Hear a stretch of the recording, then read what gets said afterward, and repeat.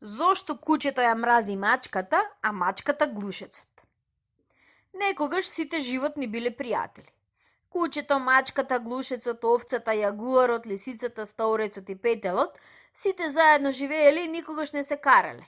На сите можел да им наредува само лавот. Еднаш Господ му нареди на лавот да ги ослободи сите животни и да ги пушти да си одат кој каде што сака. Сите животни многу се израдувале. Лавот ги викнал најбрзите животни и ги пратил да им ги однесат писмата на другите. На мачката и го даде писмото за кучето. Мачката трчеше колку што ја држеа нозете. Патем го сретна глушецот кој си се сладеше со мед. Пријателу, каде си се затрчал во наврат на нос? Трчам да му го предадам писмо на кучето. Зошто толку се мачиш? Одмори се малку, пробеј го медов, многу е сладок. Мачката почна да лиже мед се повеќе и повеќе, бидејќи многу и се допадна.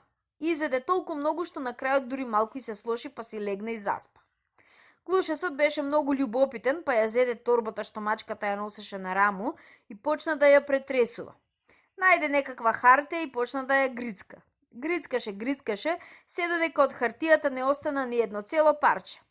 Кога виде што стори, излезе од торбата и здувна во шумата. Кога се разбуди мачката, со сета сула јурна да го најде кучето колку што може побрзо и кога го најде му го предаде писмото.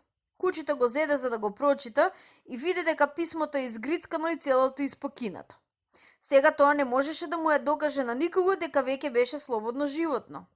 Од тогаш кучето стана смртен непријател на мачката и затоа секогаш кога ќе ја види ја брка за да ја убие. А мачката знае дека за се е видовен глушецот и размислува како да му се одмазди и да го изеде. Така, нивното непријателство трае и до ден денешен.